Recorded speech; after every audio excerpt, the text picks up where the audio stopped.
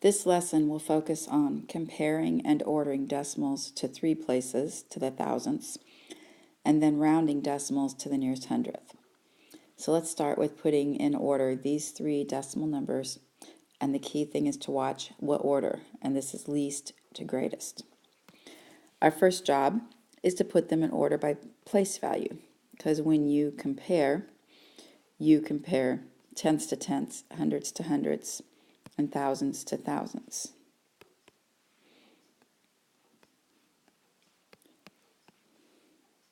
So once they're in order, since ones are worth the most, they're worth, if you have a whole pie, it's worth more than tenths or hundredths or thousandths of a pie.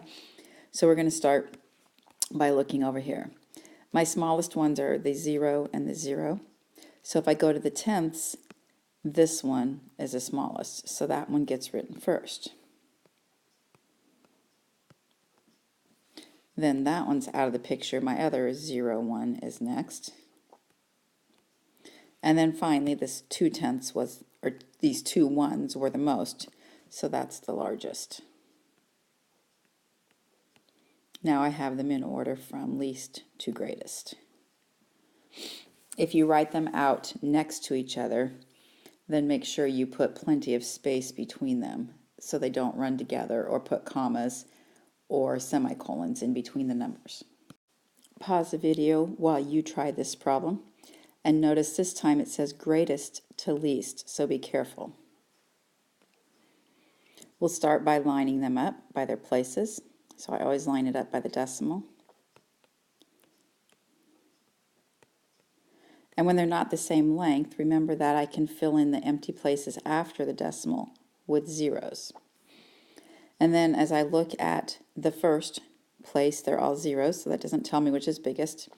Then I go to the tenths, and I have 2 sevenths, so it's between these two. So I go to the hundredths, and this 2 is bigger. So I write it down first.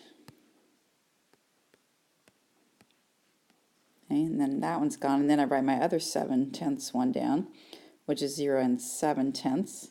I don't have to put all the zeros in my answer. And then last, the smallest one, is 0 and 273 thousandths. You can also look at this as if they're all the same length afterwards. This is like 273, 700, 720. When they're all the same length, it's easier to tell that. Pause the video while you line these up from least to greatest. Lining them up by the decimal. In the ones, they're all zeros, so I can't tell which is the least.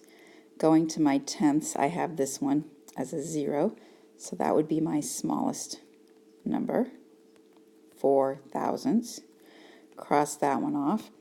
And when I look at the others, I have 2 4s here. So I get next door, and they're both 8s. And then finally, I see that the 0 is smaller than the 4. So this one's next. 48 hundredths. And remember, I don't have to put the 0 on the end when I write my answer. And then the 484 thousandths. And finally, my 5/10 is last. And try this one on your own. Don't forget to make them the same length, and watch the greatest to least this time. From greatest to least, I can't tell from here. So I go to the next spot. I have 2 5s. Can't tell. So I go here, they're both zeros, and I go to the end, and this 5 is the biggest, so this one is my largest. 505 thousandths is first. And then that means this one was next, which was 5/10. And last was my 55 thousandths. Now we'll move on to rounding to the nearest hundredth. So if I want to take 14 thousandths and round it to the nearest hundredth, remember my rule from earlier this year: 4 or below, let it go; 5 or above, give it a shove. And I'm rounding to the hundredth. So I'm going to look at my hundredths digit, and then I look next door, and if that is next door is a 4 or below, I let the 1 go. I leave it a 1. If this 4 is a 5 or above, I'm going to shove that 1 out and put a 2 in there. Since it's 4 below, it's going to stay a 1, so it's closer to 1/10. Excuse me, 1/100th. On my number line, if I count by hundredths, I would have 1/100th on this end of my number line, and the next hundredth is 2/100ths.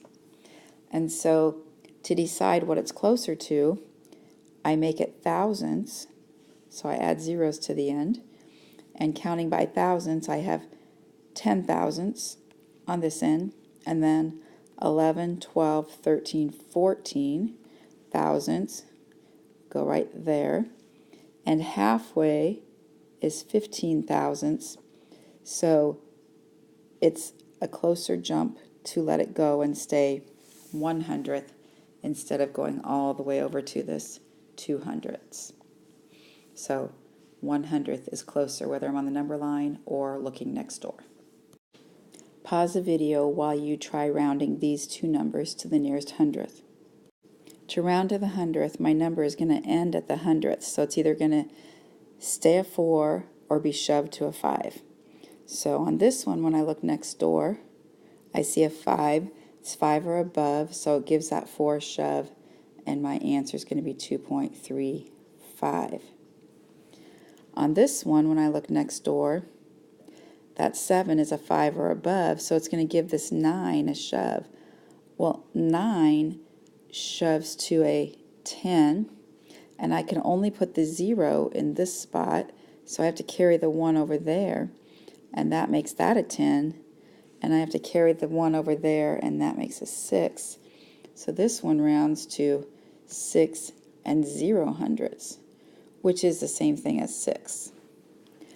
If I was going to number line these, counting by hundredths, on the top one, 2 3/4 is my first hundredth.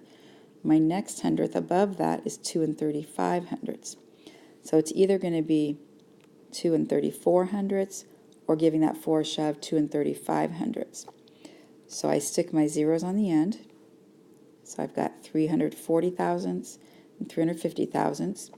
Halfway in between would be 345,000, and that is my number, 2 345 thousandths. And whenever it's smack in the middle like this one, we always go up. Even though half the time you go down, half the time you go up. If it's right smack in the middle, we still go up. On my bottom one down here, my hundredth before is 5 99/100ths. And after 99 is 100, so that would make 6 0/100ths.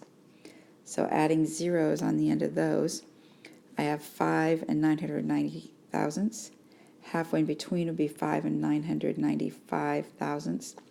So 5 997 thousandths is right here, and that is closer to 6 and no thousandths. So 6 and 2 3/5 are my answers.